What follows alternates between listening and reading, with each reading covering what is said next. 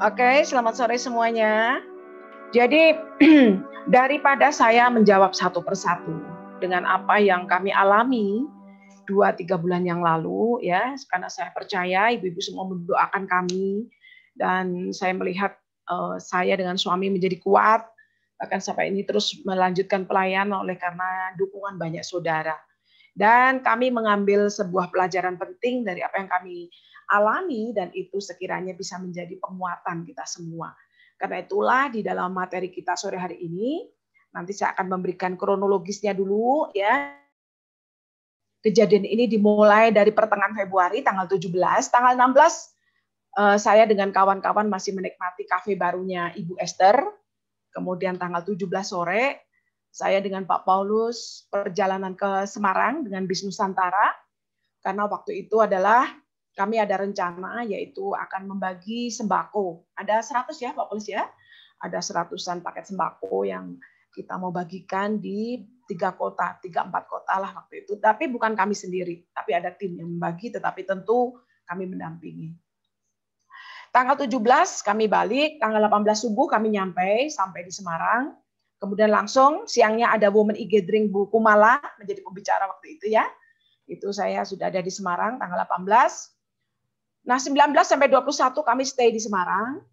Nah, Semarang waktu itu selesai banjir, di bawah lagi banjir berat ya, bersamaan dengan Jawa Barat waktu itu ya, kita mengumpulkan juga paket sembako, kemudian ada pakaian ya waktu itu untuk Demak dan Semarang. Nah, tidak tanggal 19 atau tanggal 20 Pak Paulus itu biasalah kalau datang tuh biasanya kami beberes rumah karena sudah lama kami tinggalkan. Nah, Pak Paulus beberes mobil. Ya, itu pasti bukan bagian saya, itu bagian Pak Paulus. Tapi tiba-tiba Pak Paulus menemukan ular ada di kap mobil. Jadi ada ular di kap mobil expander. Ularnya kecil, belang-belang. Nah, itu dikejar sebenarnya. Saya merebus air, tetapi tidak bisa ketemu ya waktu itu. Dan akhirnya ketika ada mobil, kita ada 2 mobil di Semarang. Expander itu adalah mobil pegangan Pak Paulus dan Kalya adalah operasional saya kalau ke luar kota. Nah, ketika membersihkan Kalya, ular itu ada di topi di bagian belakang dan itu berhasil dibunuh. Nah, saya tidak menduga waktu itu, saya seumur-umur kami tinggal di Semarang selama dari tahun 2014 kita tidak pernah mengalami, tidak pernah atau apapun ya sampai 21 kami stay di Semarang, 22 kami ke Solo karena tanggal 23 Pak Paulus ada pelayanan di Juwangi di Boyolali, saya tidak ikut. Saya ada meeting dengan beberapa kawan tim Women Movement Solo dan sorenya adalah ulang tahun Ibu yang ke-81. Jadi saya sudah pesankan Bu Maria ya, membantu Bu Maria itu membantu memesankan tumpeng ya. Ada Bu Maria Dominika, Maria Lilis waktu itu. Sorenya kami ada celebration untuk ulang tahun Ibu mertua.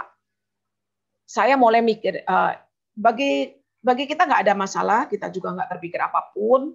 Kemudian itu di tanggal 23 ya, 23 sore. 24 25 kami ke Wonogiri menitipkan beberapa barang untuk kita distribusi yaitu sembako ke beberapa kawan. 25 kami balik ke Solo lagi karena ada Women e-Gathering-nya Ibu Tanti. Nah, ini tema ini yang benar-benar Tuhan mengajar saya. The battlefield of mind ya, itu temanya adalah pemikiran dan itulah ternyata Tuhan persiapkan di dalam diri saya ya. 26 27 saya ada itu di hari Kamis dan Jumat ya, selesai hari Jumat dan Sabtu.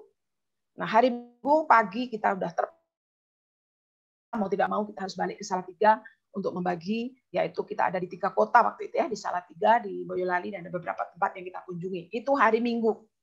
Terakhir adalah di Salatiga Timur.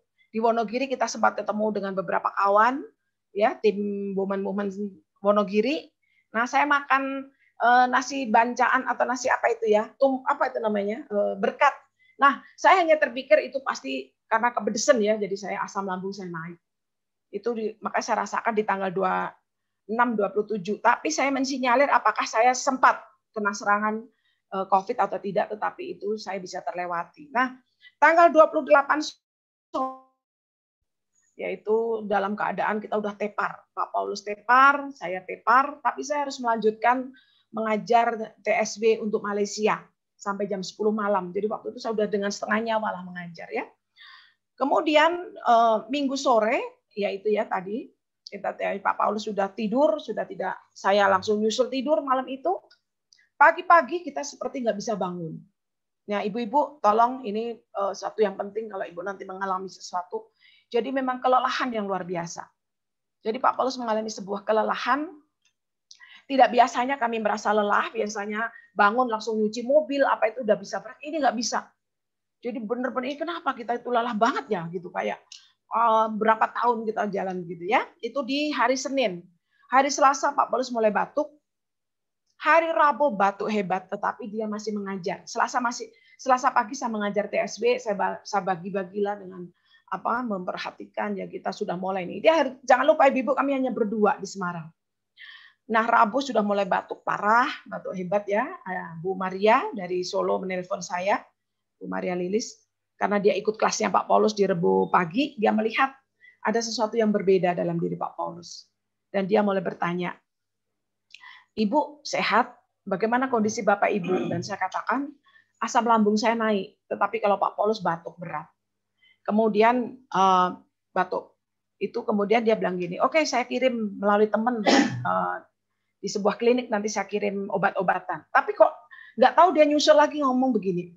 Oh enggak, Ibu lebih baik swab aja dengan Bapak. Nah akhirnya diatur, saya ditelepon oleh pihak klinik, dan kami sore selesai Women e-Gathering, ya waktu itu pembicaranya adalah Ibu Vivi Raharja. Saya tinggalkan waktu itu karena ada saya swab dengan Pak Paulus. Itulah Kamis tanggal 4 Maret. Jadi perjalanan dari tanggal 17 tadi kita jalan. Nah, 4 Maret kita swab dan ternyata Pak Paulus positif dan saya negatif. Malam itu saya dengan Pak Paulus berpindah kamar. Saya pindah kamar depan, Pak Paulus di kamar kami. Itu di tanggal hari Kamis malam ya, saya dengar dia batuk. Jumat batuknya makin hebat. Jadi batuk. Saya kalau dengar tuh mungkin tetangga dengar lah batuk dia ya. Gitu. Nah, saya menduga, kami berdua menganggap itu biasa pertama. Waktu batuk di hari Rebo, waktu belum swab.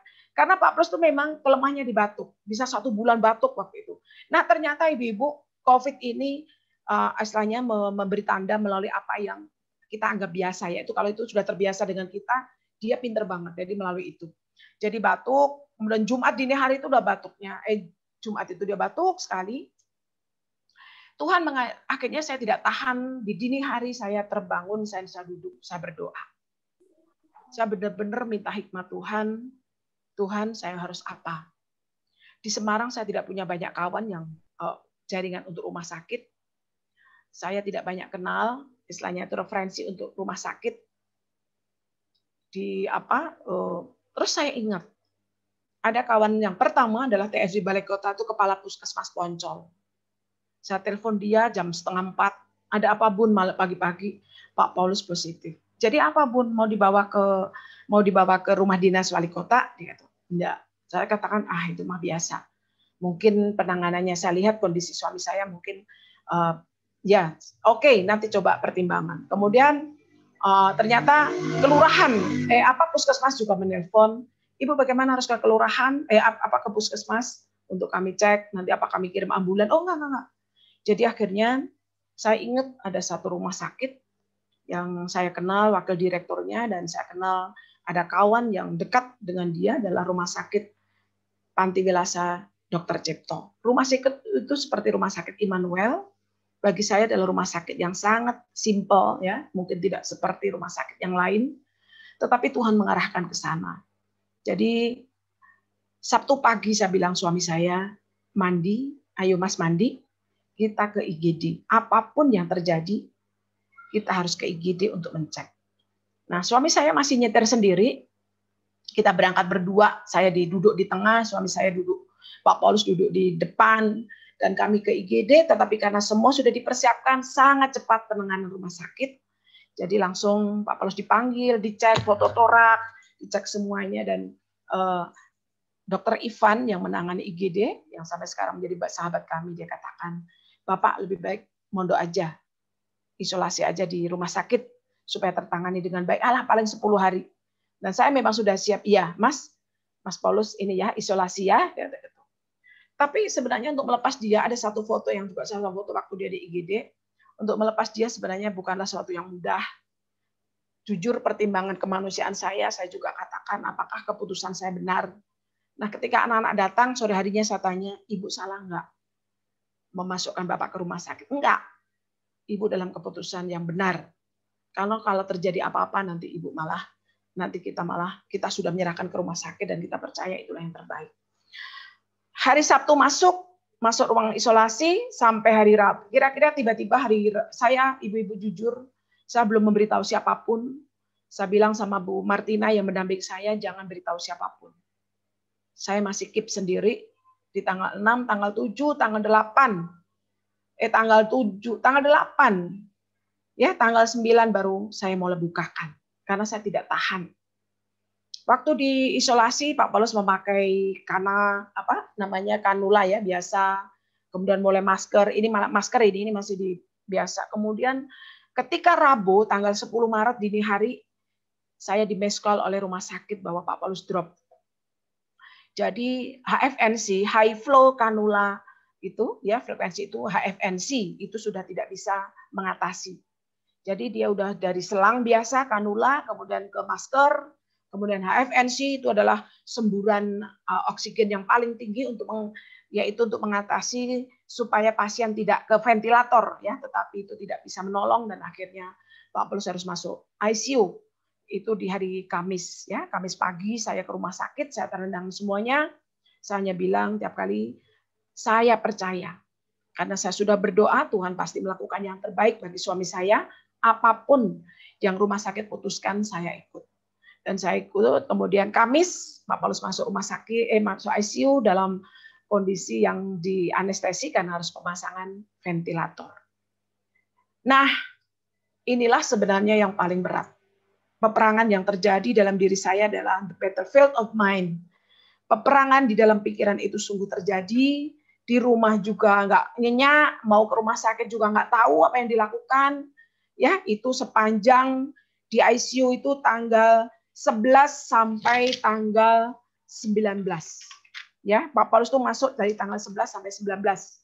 Bayangkan itu 8 hampir seminggu dia jadi seminggu ada di isolasi, seminggu ada di ICU dan seminggu kembali di ruang isolasi perawatan. Jadi 3 minggu dia dari rumah sakit. Waktu itu tanggal 12 saya di rumah sakit tidak bisa ditemui. Waktu di ruang isolasi saya bisa bertelepon, saya bisa video call, tetapi di ICU tidak bisa. Saya hanya difasilitasi, tapi tiap jam 12 saya ke rumah sakit, saya ketemu dengan dokternya baik banget. Dokter jaga semua memberi informasi yang akurat, bisa ditemui dan dia meminjamkan handphone untuk saya bisa video call. Jadi yang paling berat saya melihat adalah di tanggal 12 ya, Pak Paulus itu hanya melihat dengan setengah mata, tapi dalam kondisi sadar. Dia baru saja dimasukkan ventilator, ya ngomong pasti nggak bisa karena mulutnya penuh dengan istilahnya alat-alat seperti ibu bisa bayangkan ya, ini aja pakai masker nih di foto. Nah, tetapi tiap saya datang saya pasti sampaikan semangat, roh kesembuhan yang sempurna sudah kita terima. Saya ajak berdoa, ya saya siapapun anak saya gantian kami mendoakan. Kemudian kami kalau selesai itu biasanya saya langsung mendoakan dokternya. Nah, saya bersyukur selama di rumah sakit ada kawan-kawan yang menjadi kawan seperjalanan saya. Ada 4 ibu-ibu yang bergantian menemani karena saya tidak sanggup untuk menanggung seorang diri ya pasti. Kalau ada berita apa, nah itu pasti ketakutan. Jadi saya minta ada Ibu Fibe, ada Ibu Kesia, ada Ibu waktu itu ada Ibu Martina, kemudian ada Ibu Meina ya. Itu ada 4 ibu karena rumahnya dekat rumah sakit. Saya biasanya 2 hari tolong bantuin saya. Jadi apapun saya bisa bercerita. Termasuk mendoakan tadi, kami biasanya ada ibu-ibu gantian saya mendoakan. Tanggal 12, Pak Paulus diberikan suntikan Actemra. Ternyata itu sangat menolong untuk radangnya. Ibu tahu ketika Pak Paulus masuk, itu posisi gula ada di 487. Saya dimarahi oleh dokter. Ibu tahu apa tentang suami? Suami ibu gulanya tinggi dan itu sangat membahayakan bisa kemana-mana. Itu induk dari semua sakit penyakit. COVID ini sangat rawan dengan gula. Nanti saya cerita ya ibu-ibu, sampai Pak Paulus itu menjadi sebuah penelitian di rumah sakit ini karena sebuah peristiwa yang unik, yang benar-benar terjadi dalam diri Pak Paulus. Yang kedua adalah dia tensi cukup tinggi, 180. Nah, ketika radangnya ketika masuk itu 200. Diberikan suntikan Actemra turun menjadi 90. Nah, kemudian saya bertanya, ada teman dari Bandung menanyakan, coba Ibu tanyakan apakah Pak Paulus harus diberikan terapi plasma. Dan saya katakan, saya tanya ke dokter, apakah memungkinkan suami saya terapi plasma? Oh iya, akan terapi. Apakah sudah ada plasma di rumah sakit? Ya, kita rencana ada 2 labu. 2 kali 200 cc, yang 200 sudah ada. Dan ini besok mau disuntikkan. Puji Tuhan. Disuntik di tanggal 13, terapi plasma pertama, besoknya radang langsung turun dari 90 ke 45. Nah, itu di hari berapa itu? Hari Minggu atau hari Sabtu. Nah, kemudian tanggal 17 di hari Rebo, ya Selasa atau Rebo, saya mulai bertanya lagi. Ya, karena itu sudah agak membaik, tetapi kan posisi masih 45 radang. Setiap hari saya diberikan data oleh rumah sakit dan saya tanya lagi, apakah mungkin suami saya diberikan terapi plasma yang kedua? Ya Bu, kita akan berikan. Anda nggak calon donor? Atau mungkin rumah sakit ada stok? Kita tidak ada stok. Donor sedang kita tes. Tunggu Ibu sebentar ya, Ibu tunggu sebentar. Ini nanti hasilnya keluar.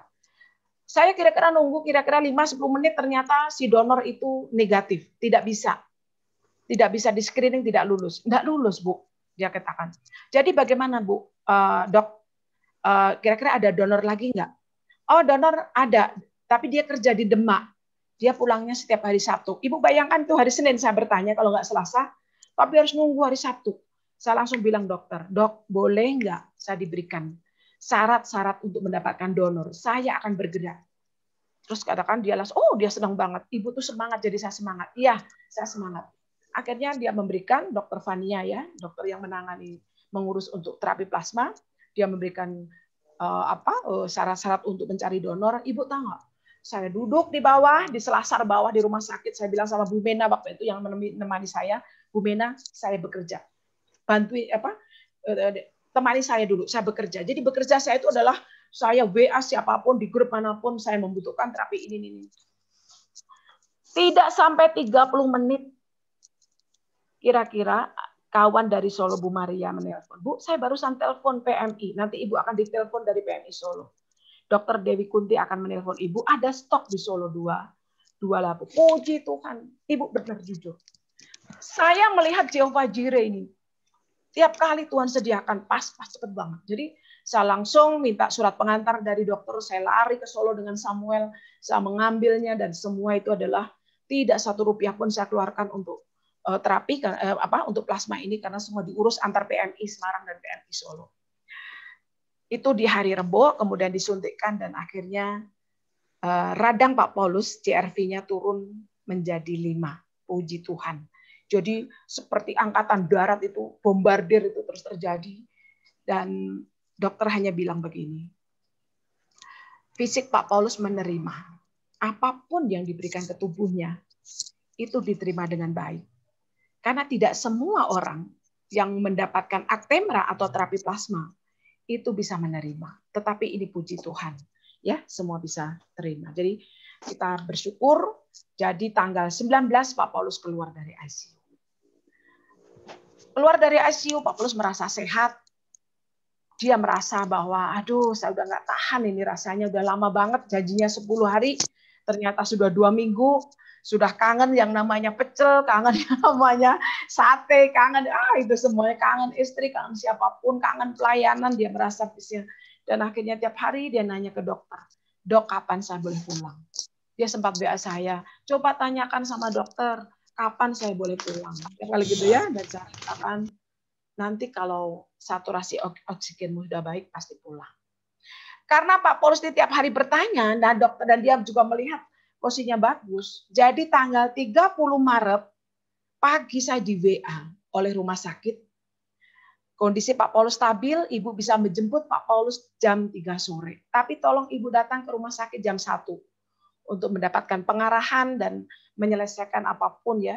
yang berurusan dengan administrasi.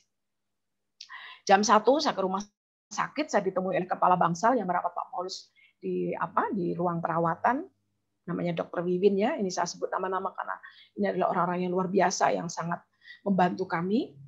Dan dia hanya bertanya begini, halo ibu-ibu, coba kalau ibu ditanya seperti saya, Bu Ningsih siap nggak? Pak Paulus pengen pulang dengan permintaan sendiri, bukan karena sembuh. Saya kaget, saya sudah sukacita, tetapi ternyata antara dokter Pak Paulus itu kalau saya sehat saya pulang, tetapi dokter katakan karena dia sudah pengen pulang, saya izinkan pulang. Dan saya katakan, kalau suami saya sudah pengen pulang, nggak mungkin saya menolaknya.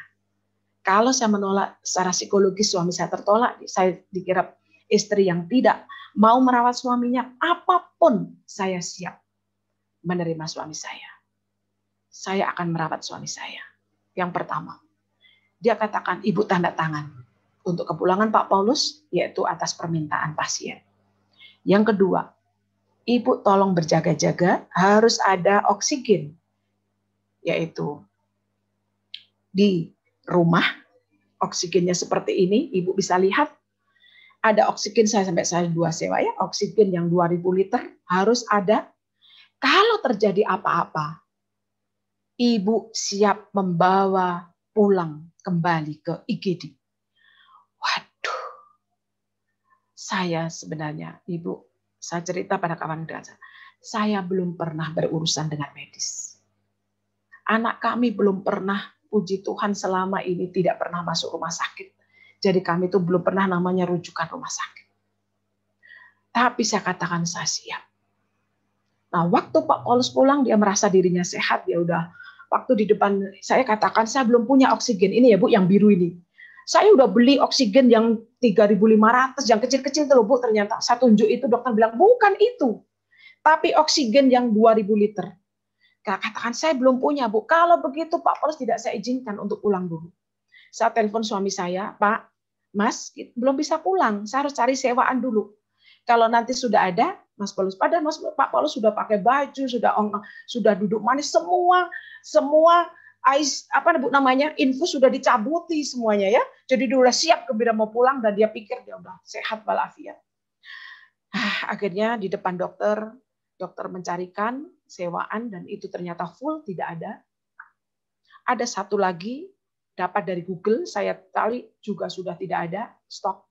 Tapi ada satu, yaitu yang tempatnya di Akpol, puji Tuhan namanya Pandu Oksigen. Saya telepon, Bu ada. Oke, kirim ya Pak jam 3 ke rumah. Saya kirim. Saya bilang suami saya, Mas pulang, kita sudah dapat oksigen. Saya berpikir kalau Pak Paulus pulang itu, yes. Saya berpikir ibu-ibu, kalau Pak Paulus pulang, karena saya lihat beberapa pasien pulang itu ada yang berjalan membawa kreseknya, ada yang membawa menanteng kopernya, ada yang pakai kursi roda. Tapi ternyata Pak Paulus keluar dari ruangan Alfa itu pakai tempat tidur. Ibu tahu nggak? Masih ada tempat tidur yang didorong begitu ya. Jadi, suami saya masih di tempat tidur. Ya, Pak Paulus masih di. Ini apa ya? Kenapa saya di ini? Ada tanda ini. Sam, coba sebentar ya Bu. Tapi Ibu terdengar suara saya? Oke ya. Ada tanda kayak anpin apa Dek? Bentar. Dengar. Ya, baik. Ya, takut ada apa-apa. Nah, Ibu tahu nggak? Suami saya diderek sampai di depan, ya. Oh ya, saya mau sharingkan puji Tuhan, seluruh perawatan di rumah sakit ditanggung oleh pemerintah. 0 rupiah kami bayar. Saya kaget ketika saya bilang sama Dokter Wiwin, berapa saya harus bayar? Mungkin ada bagian saya untuk obat, untuk apa? Enggak Bu, semuanya tercover. Ibu tinggal ke tanda tangan untuk membawa surat keluar Pak Paulus. Puji Tuhan. Nah, singkat cerita, ketika dalam perjalanan tadi sampai di pintu gerbang itu, di aula ya, di bangsi di luar, di mana front office ya, frontnya itu ya Bu ya, tahu ya? Samuel jemput dengan mobil, Pak Paulus mau turun dari tempat tidur pun tidak bisa. Ternyata dia ngangkat pantat aja nggak bisa. Jadi dibopong, duduk di mobil, dan saya katakan, waduh, Ini benar-benar ujian iman. Tapi saya terus menguatkan suami saya. Oke, pokoknya kita bertiga sepakat. Saya dengan Samuel saya katakan, kita sepakat sehati, tidak saling menyalahkan, tapi ayo bergerak bersama-sama. Sampai di rumah ibu-ibu, saya kesulitan membawa Pak Paulus masuk ke kamar. Karena dari teras, dari garasi sampai ke kamar itu cukup jauh. Dan untung ada klinik yang dulu memeriksa swab kami, itu datang ya timnya. Itu Dokter Johan dan saya minta tolong Pak Paulus dipandu. Jadi untung ada kursi rotan ya yang memandu. Ini kursi rotannya. Ini Bu, ini yang dipakai ini duduk ini ya Bu, di duduk sebelah kiri itu. Jadi kita pandu seperti itu. Ini masih di rumah ini, di rumah sudah masih seperti ini alatnya.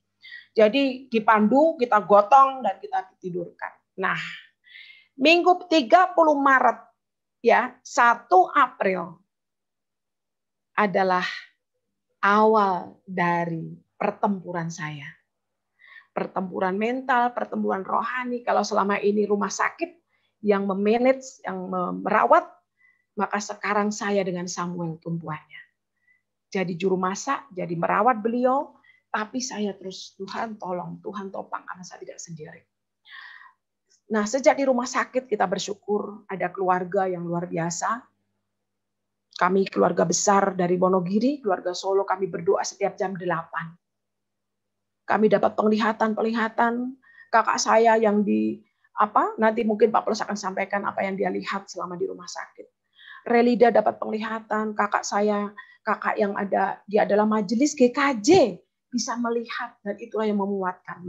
Makanya saya optimis sekali. Yang dilihat adalah Relida dapat penglihatan yang luar biasa. Nanti mungkin sedikit saya sampaikan, tapi saya pengantar saja.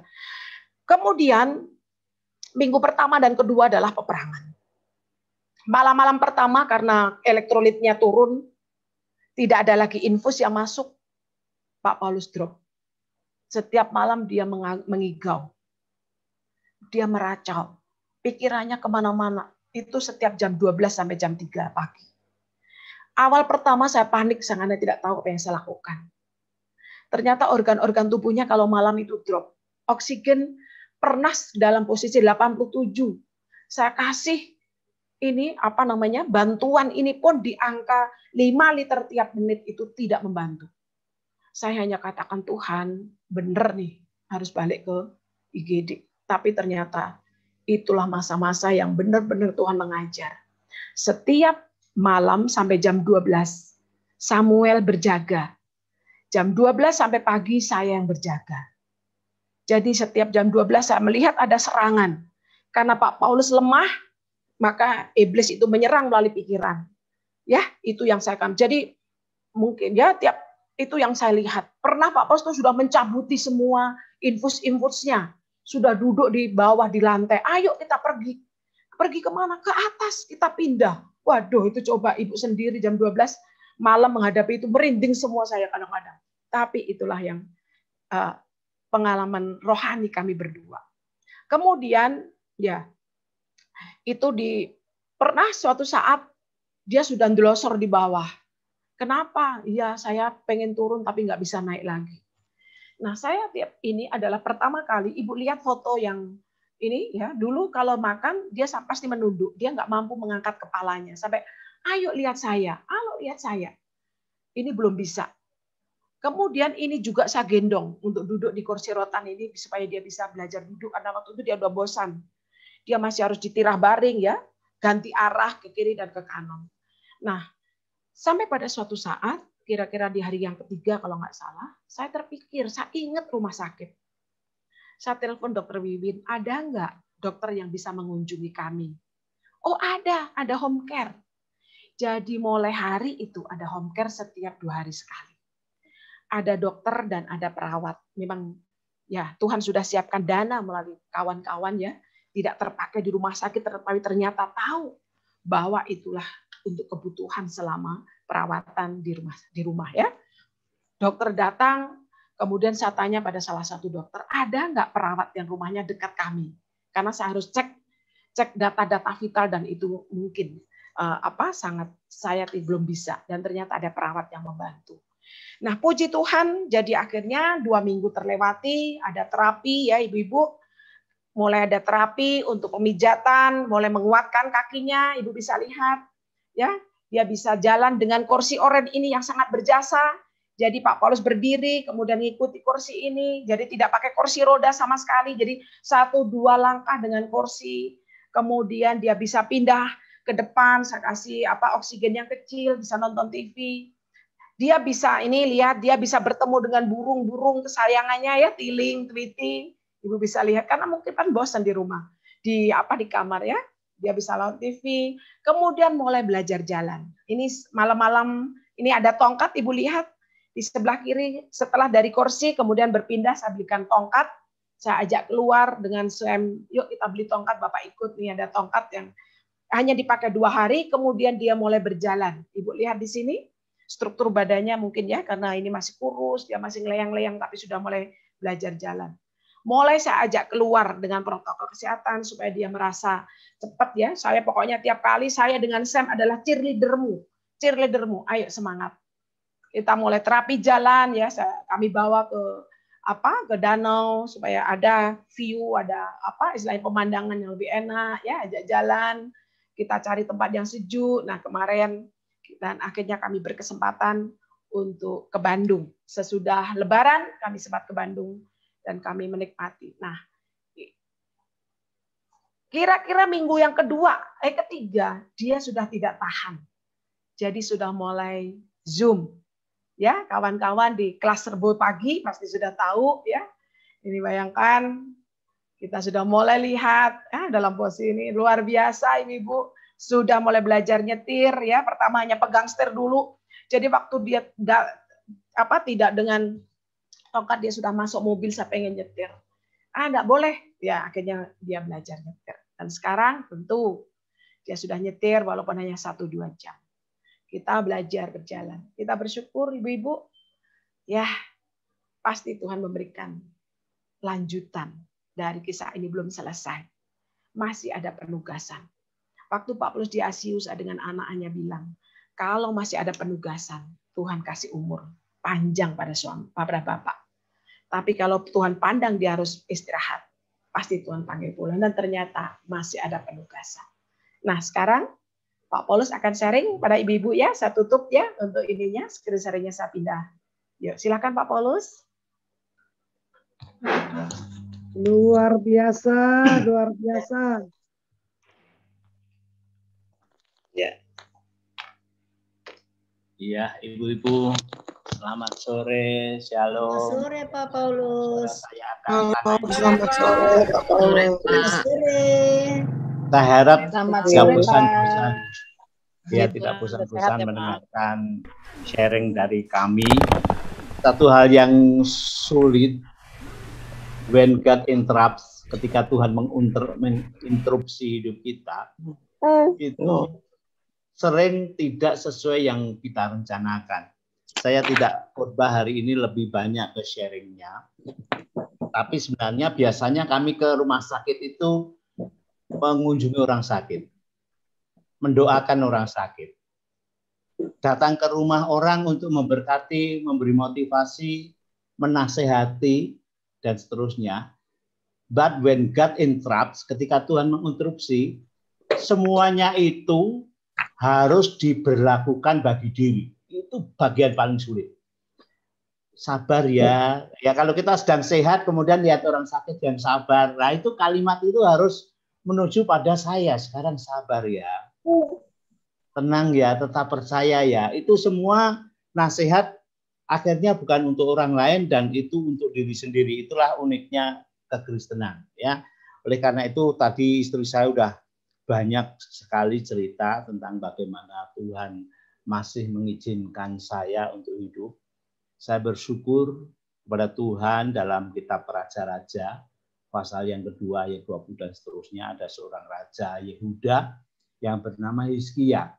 Dia masih diberi waktu 15 tahun lagi, walaupun tadinya dia sudah divonis oleh Tuhan, bukan dokter, oleh Tuhan nggak akan sembuh, kok akan mati, tetapi dia masih mendapat belas kasihan Tuhan karena dia menangis.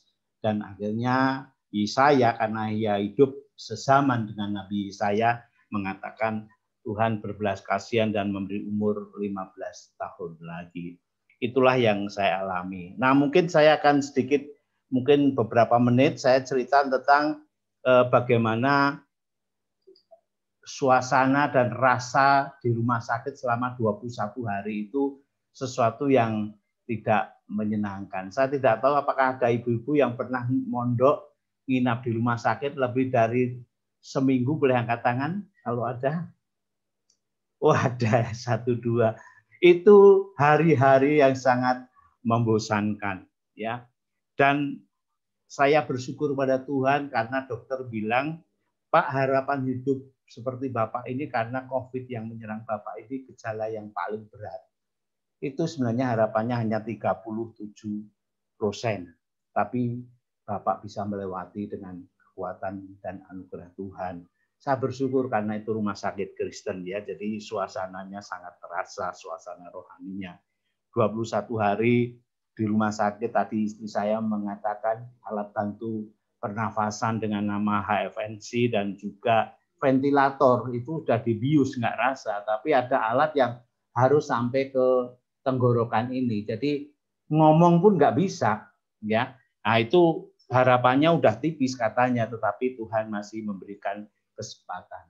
Suatu yang sangat tidak menyenangkan kan 21 hari dilalui dengan suster-suster yang sama. Saya sampai lupa namanya, kenalan tapi lupa karena semua seragam. Ya, pakai alat kesehatan semuanya, ya. Jadi jam-jam yang ditunggu itu jam makan, tapi jam makan di rumah sakit rasanya seperti apa? Ibu-ibu bisa rasakan.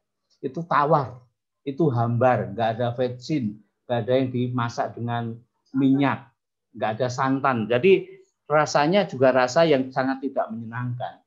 Sehingga doa yang sangat sederhana, Tuhan 1 sendok lagi ya Tuhan, supaya tidak muntah. Karena tubuh itu nggak suka makan sebenarnya, walaupun membutuhkan, tapi ada suatu penolakan gitu ya. Jadi 1 sendok lagi Tuhan, 1 sendok lagi Tuhan. Jadi itu doa yang sangat sederhana seperti anak kecil. Nanti obat juga begitu. Sekali minum obat di rumah sakit itu tidak sedikit, ibu-ibu. Itu bisa, saya hitung bisa 12, bisa 13 biji. Ya, jadi setiap itu supaya tidak muntah lagi, Tuhan 1 lagi ya Tuhan. Tuhan 1 lagi ya Tuhan. Kemudian tidur nyenyak itu adalah sebuah kemewahan. Tidur nyenyak itu adalah sebuah kemewahan. Saya tidak tahu kapan tepatnya saya sampai berdoa, Tuhan kali ini betul-betul saya pengen tidur yang nyenyak. Karena 24 jam sehari bagaimana menghabiskan sampai hafal jadwal. 4:30 pagi itu sudah dimandikan di bukan mandi apa ya? Ya di waslap lah, hanya dipel gitu badannya ya. 4:30 pagi, jam 5 udah selesai. Nanti nunggu jam 8 baru makan pagi. 3 jam itu suruh tidur lagi ya. Bagaimana tidur nggak mungkin. Nanti siang suruh senam oleh yang bagian afis itu, fisioterapis itu meminta kita untuk senam, untuk apa. Nah itu. Kemudian hiburannya sedikit senam tapi suruh tengkurap, dan sampai saya udah pikir lama, ternyata baru sejam Pak, paling tidak 2 jam. Wah, itu juga sangat tidak menyenangkan, tapi itu harus dilewati. Ibu-ibu yang saya kasih dalam Tuhan, makan sesuatu yang tidak menyenangkan, minum obat sesuatu yang tidak menyenangkan, dan tiap kali nonton TV itu ada kesempatan nonton TV di minggu terakhir itu pasti pas puasa. Jadi makanan pasti cerita tentang makanan. Dan setiap saat hanya dengar mesin. Tet, totet, tet, totet, tet, totet. Saya bayangkannya, aduh ini kayak sop ikan. Ya, saya senang sop ikan, tetapi ya itu hanya suara mesin. Dan pegang HP itu hanya boleh seminggu sekali. Bukan seminggu sekali, pas minggu terakhir aja baru boleh ya. Tetapi saya mau katakan bahwa perhatian, ucapan, quote-quote yang dikirimkan, ayat-ayat dikirimkan oleh istri, oleh ibu-ibu, sebagian teman-teman, keluarga, itu sungguh-sungguh memberikan penghiburan. Ya. Walaupun tidak mudah untuk membaca, tetapi itu suatu penghiburan. Jadi salah satu yang digarisbawahi dokter, kenapa Pak Paulus ini cepat? Kenapa dia selain bersemangat, dia didukung juga oleh keluarga yang sangat mendukung. keluarga yang sangat apa istilahnya itu, semangat gitu ya. Jadi itu memberikan pengaruh yang positif. Kembali cerita sedikit tentang soal tidur itu ya. Saya sampai suatu saat pernah doa, Tuhan kali ini saya pengen tidur yang nyenyak. Dan puji Tuhan saya diberi betul-betul tidur yang nyenyak. Karena biasanya walaupun diberi obat tidur jam 10 malam nggak bisa tidur. Nanti kalau bisa tidur jam 1 bangun nggak bisa tidur lagi. Dan hari itu saya betul-betul diberi tidur yang nyenyak. Sampai mimpi sesuatu yang luar biasa. Suatu tempat yang indah tetapi dihuni oleh orang-orang yang tidak saling mengenal, orang-orang yang asing, orang-orang tidak tegur sapa, orang-orang yang tidak mau ramah satu dengan yang lain. Kemudian dengan kehadiran saya dan keluarga, saya mulai mencari alasan untuk bergaul, dan dengan mobil kami bisa cerita sana sini, cerita soal mobil, dan akhirnya ibu-ibu, saya di situ mulai bisa mengakrabkan satu keluarga dengan yang lain, anak-anak kami main dengan tetangga, suasana jadi hidup, orang-orang mulai keluar dari rumahnya dan mulai kenalan-kenalan. Waduh, saya senang sekali. Tempat yang indah dihuni oleh orang-orang yang ramah, orang-orang yang akrab. Waduh, saya senang sekali bisa memberkati, bisa mengubah keadaan. Sudah saya nggak tahu berapa jam dan terbangun. Sampai saya dibangunkan oleh suster, Pak, saatnya mandi ya, saatnya dibasuh, diwaslap. Aduh, sayang Tuhan terbangun ya. Tapi itulah salah satu indahnya saya cerita sama dokter, sama suster. Tuhan masih memberikan kesempatan pada saya untuk memberkati banyak keluarga, merukunkan banyak keluarga, mengubah banyak keluarga. Saya dengan istri, salah satu alasan kenapa Tuhan masih memberi hidup, yaitu masih diberi kesempatan untuk melayani. Itu suatu penghiburan yang luar biasa Bapak Ibu yang saya kasih dalam Tuhan. Kemudian saya mau katakan juga bahwa melalui interupsi Tuhan ini muncul keyakinan-keyakinan bahwa penambahan umur itu ada maksud Tuhan yang baik. Ada pekerjaan tadi istri saya ingatkan yang belum terselesaikan. Bersama keluarga dan tim mau tetap dipakai oleh Tuhan. Kalau saya bandingkan dengan Hizkia di 15 tahun terakhir dia hidup, dia pamerkan semua kekayaannya. Entah itu emas, entah itu kemenyan, entah itu alat-alat perang, semua ditunjukkan kepada pengunjung atau tamunya yang dari Raja Babel. Tunjukkan semua, kemudian dia ditegur oleh Yesaya, apa yang kau lakukan? Aku tunjukkan semua pada tamu karena aku senang. Dan dia katakan, karena engkau telah melakukan itu, maka apa yang kau tunjukkan nggak akan kau lihat lagi. Bahkan apa yang dikumpulkan anak cucumu akan dibawa sebagai barang jarahan ke Babel. Dan keturunanmu akan menjadi sida-sida Raja Babel. Wah, itu suatu yang menyedihkan. Saya mohon dukungan doa dari ibu-ibu, sisa-sisa hidup saya khususnya itu sungguh-sungguh dipakai untuk bagaimana melayani Tuhan bersama tim. Setiap bulan kami dukung ada 20 hamba Tuhan yang melayani, menjangkau orang-orang di luar tembok gereja. Tanggal 10 Juni kami akan membuat bersama-sama kunjungan dan memberkati 7 pesantren ya, 7 pesantren di mana sudah terbuka dengan kabar baik melalui pelayanan Pak Mahmud. Saya kira ini suatu yang baik. Ibu bisa memberkati melalui pakaian pantas pakai atau barang-barang atau sembako atau apa saja yang bisa dibagikan kepada kami semua. Saya diberi waktu kira-kira 7 menit dan memang sudah habis. Sekali lagi mohon didukung dalam doa supaya sisa yang masih ada dalam hidup kami, dalam umur saya, itu dipakai untuk menyelesaikan agenda Tuhan dengan lebih banyak lagi membawa jiwa kepada Tuhan. Terima kasih, Buning. Ini kesempatan yang baik saya ceritakan, bisa melihat cinta kasih yang tulus dari istri. Udah kadang-kadang ngoyo-yo ya, orang Jawa bilang masak. Tapi saya makannya nggak bisa banyak hari-hari ini ya. Sudah menunjukkan kasihnya secara nyata. Sampai sekarang bisa nyopir lagi, saya bisa jalan kemana-mana untuk bisa melayani dan Zoom bersama-sama dengan ibu-ibu dan teman-teman yang lain. Terima kasih, Tuhan memberkati kita semua.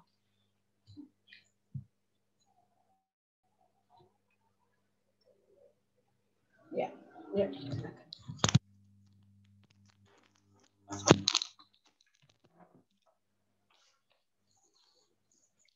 Ya, oke Ibu, saya memang pakai satu screen supaya satu device ya, supaya tidak ribet ya. Baik, kita akan bersama-sama melihat, saya hubungkan dengan materi yang akan saya sampaikan. Ya, Ibu-ibu bersyukur karena Ibu sudah mendengar apa yang kami sampaikan ini adalah real, apa yang kami alami, dan saya mencoba untuk menuangkannya menjadi sebuah perenungan ya.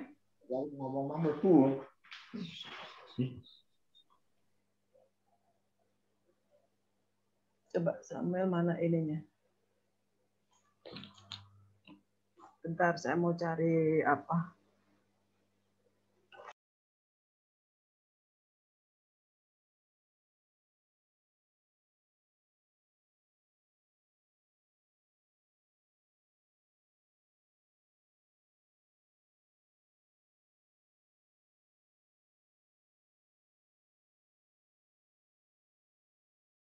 When God interrupts, Ibu sudah mendengar apa yang kami alami berdua adalah sebuah interupsi yang dari Tuhan, dan seperti renungan saya tadi pagi adalah banyak sekali interupsi, banyak sekali orang yang sedang mengalami interupsi hari-hari ini. Mungkin tidak melalui sakit penyakit, tetapi mungkin bagian keuangan, mungkin pelayanan, mungkin hubungan keluarga, mungkin kebosanan, bahkan mungkin juga usaha yang mandek ya, itu adalah interupsi. Nah, kita melihat hampir 1 tahun ini kita mendapatkan interupsi yang tidak kita duga dan tidak pernah terjadi di dalam sejarah umat manusia ya. Pandemi COVID ini baru terjadi pas abad kita, pas zaman kita, pas kita ada. Bukan nenek moyang kita, dulu masih ada SARS, dulu ada avian influenza, tetapi ini benar-benar mondial, yaitu di 212, bahkan sekarang ada 223 negara.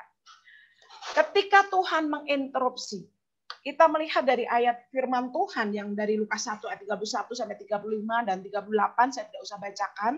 Ibu-ibu semua sudah tahu kisah ini. Bagaimana Maria, seorang perempuan yang muda, perempuan muda yang punya cita-cita, punya kerinduan, punya angan-angan, ya. Dia punya, kalau saya katakan tuh zaman kita dulu, bayangkan, kita punya pacar, kita punya tunangan, dan sudah mau menikah. Kita sudah memimpikan sesuatu yang indah. Semua fokus ke situ. Semua energi kita berikan ke situ untuk sebuah pernikahan. Tetapi ketika masa-masa dia indah dan masa-masa dia lagi berbunga-bunga dan mempersiapkan, tahu-tahu di ayat Lukas 1 ayat 31 sampai 35 Ibu bisa baca, malaikat datang. Malaikat diutus oleh Tuhan untuk menyampaikan kabar. Maria, engkau akan dipakai oleh Tuhan. Roh Kudus ya akan ada dalam tubuhmu dan engkau akan hamil untuk melahirkan seorang juru selamat dan beri dia Immanuel. Saya nggak bisa bayangkan kalau itu terjadi. Dalam diri kita sekarang mungkin, bagaimana mungkin? Aku kan sudah mau menikah. Apa kata orang? Kalau zaman sekarang orang hamil bahkan melahirkan ya di luar nikah pun nggak masalah. Tapi bayangkan ibu-ibu, waktu itu hukumnya adalah rajang batu. Dan itu terjadi pada seorang perempuan yang dia adalah perempuan yang biasa. Bukan perempuan anak orang kaya. Perempuan biasa.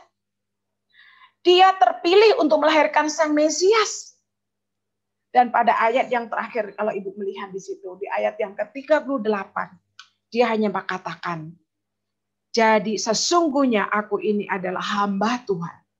Jadilah padaku menurut perkataan itu. Sebuah kerelaan untuk mengalami sebuah interupsi. Ketika masa-masa saya dalam pergumulan, banyak orang memberi masukan, banyak orang insanya katakan, Tuhan, aku hanya mau mendengar suaramu. Saya tidak mau mengambil keputusan yang salah. Ayo kasih ini dong.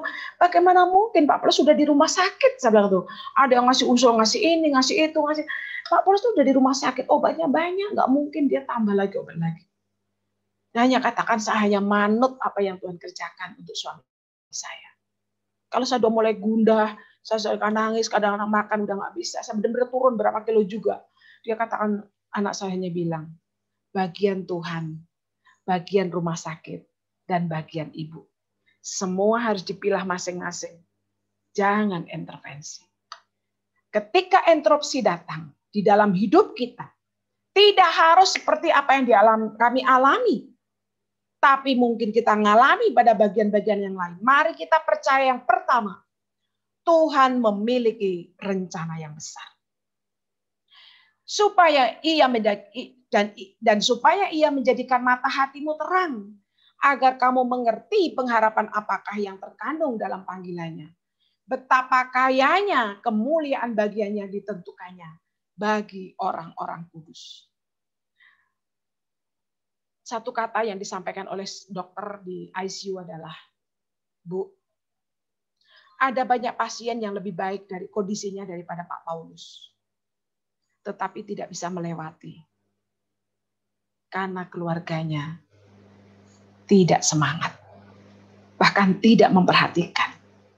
Karena merasa itu di rumah sakit dan sudahlah itu urusan rumah sakit. Atau keluarganya sudah dalam ketakutan. Setiap saya datang, ayo Mas Paulus, pasti sembuh. Kesembuhan, ayo semangat, sembuh. Itu yang saya katakan, dan itu di depan dokter karena itu pakai HP-nya dokter. Dan dokter itu katakan, karena ibu semangat, maka kami juga semangat. Dan tiap saya tanya, jadi berapa persen nih kemungkinan harapan suami saya sembuh? Saya tidak bisa menjanjikan. Hanya Tuhan yang bisa menyampaikan. Ketika saya mendoakan, Dok, boleh nggak saya mendoakan dokter dan seluruh tim yang ada di rumah sakit?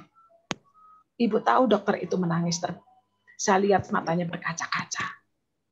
Dan dia katakan, orang seperti ibu sebenarnya layak untuk bersedih. Karena tidak tahu apa yang akan terjadi. Tapi ibu mendoakan kami. Datanglah setiap hari, Bu, supaya kami didoakan. Karena saya percaya ada rencana Tuhan yang besar. Saya dengan anak-anak sudah percaya. Saya hanya anak-anak sudah memutuskan. Kalau Tuhan perpanjang umur suami saya, ada rencana yang besar untuk suami saya dan kami sekeluarga. Kalau Tuhan panggil suami saya, berarti juga tetap ada rencana Tuhan bagi kami sekeluarga. Pegangan inilah yang membuat kita bisa melewati batas kemampuan kita. Halo ibu-ibu, mari kita lift up. Kita melompat untuk melampaui batas kemampuan kita. Percaya pada rencana Tuhan. Ada 3 tokoh perempuan dalam Alkitab, Hana, Esther, dan Maria. Ya, Hana dalam 1 Samuel. Ibu nanti bisa baca kisah dalam 1 Samuel. Esther di dalam kitab Esther 4 ayat 13 atau dalam ayat 16. Kemudian Maria yang tadi saya ceritakan di dalam Lukas. Perempuan-perempuan yang mengalami, yang Tuhan izinkan ada interupsi di dalam hidupnya. Hana seorang perempuan, seorang istri yang sangat dicintai oleh suami dan dia mencintai suaminya. Tetapi dia belum diizinkan memiliki anak dan mengalami sebuah pembulian.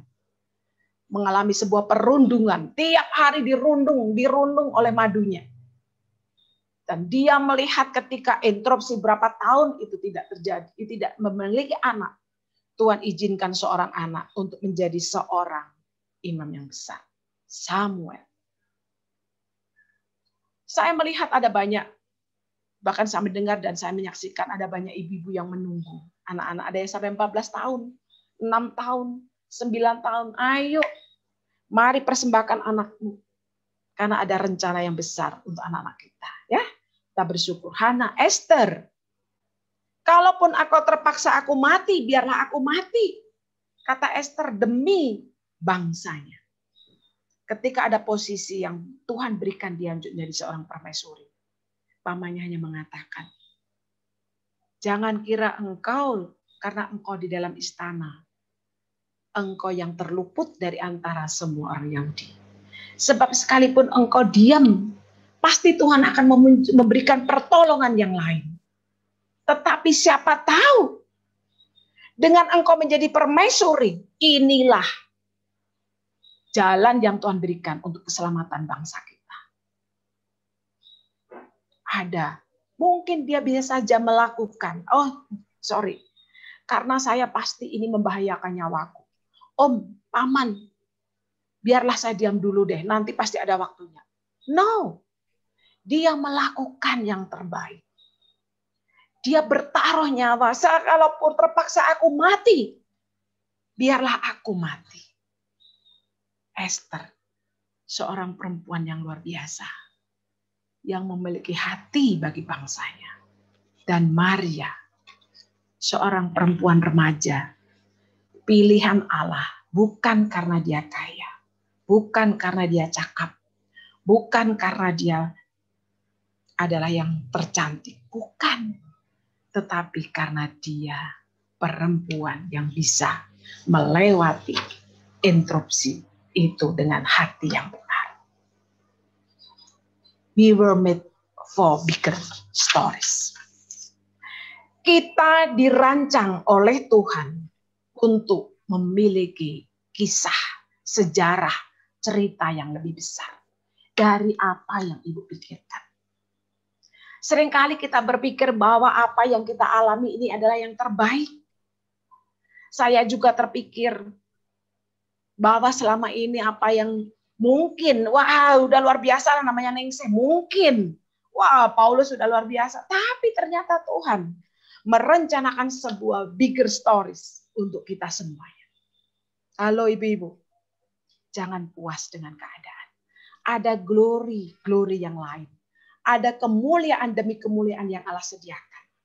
Yesaya 55 dikatakan ayat 89, sebab rancanganku bukanlah rancanganmu dan jalanmu bukanlah jalanku. Demikianlah firman Tuhan.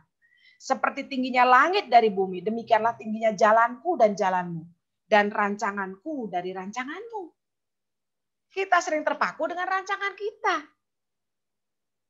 Kita sudah setting semuanya 2020, luar biasa dulu. Timnas membentuk semua rancangan untuk Women Movement.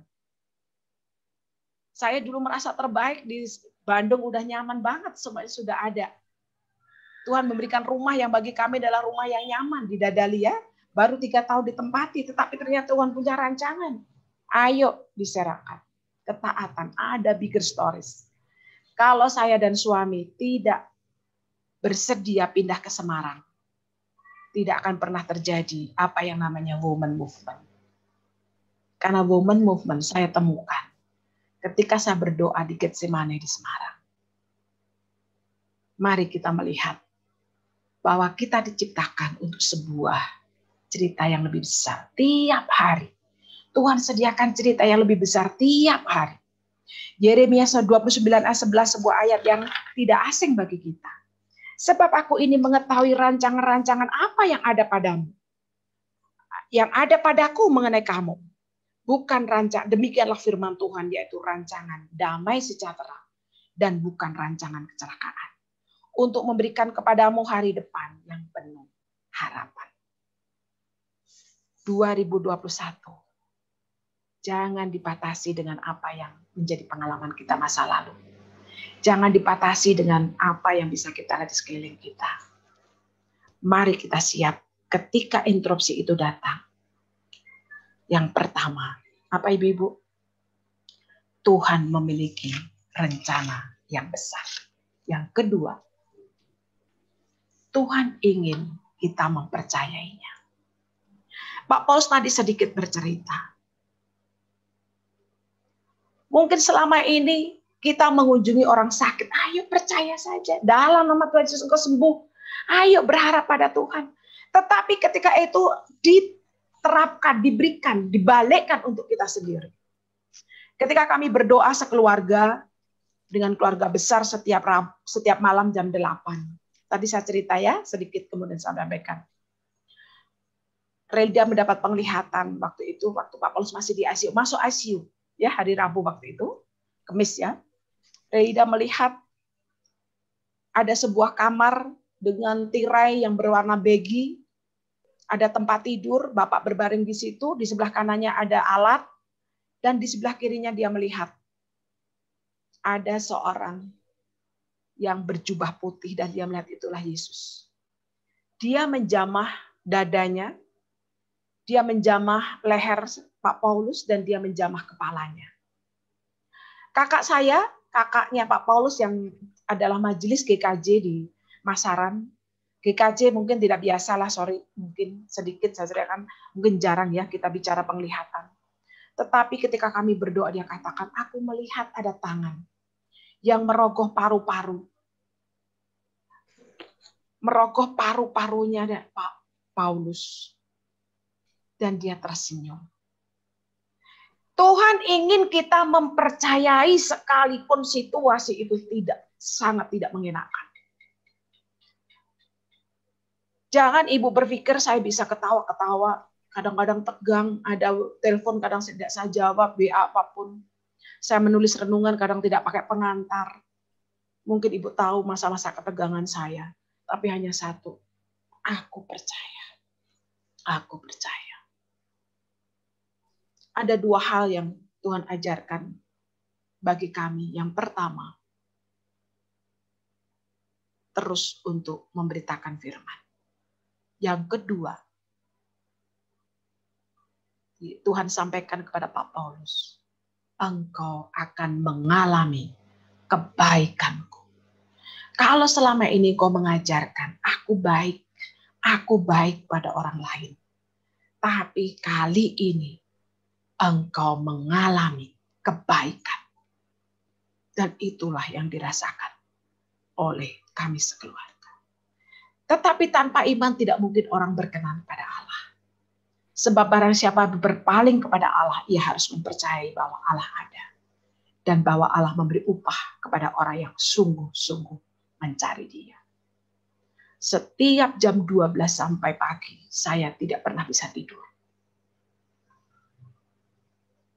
Waktu Pak Paulus di rumah sakit, jam 3 saya terbangun.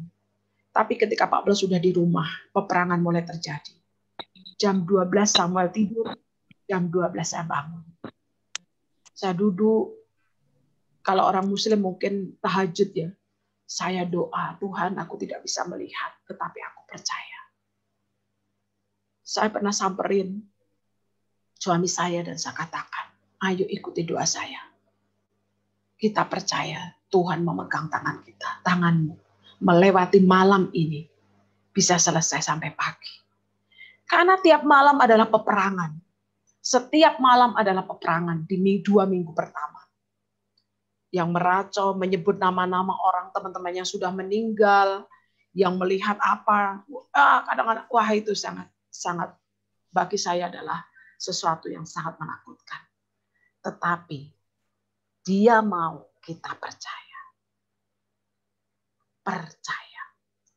Mazmur 56 ayat 3 ditulis oleh pemazmur Daud. Waktu aku takut, aku ini percaya kepadamu.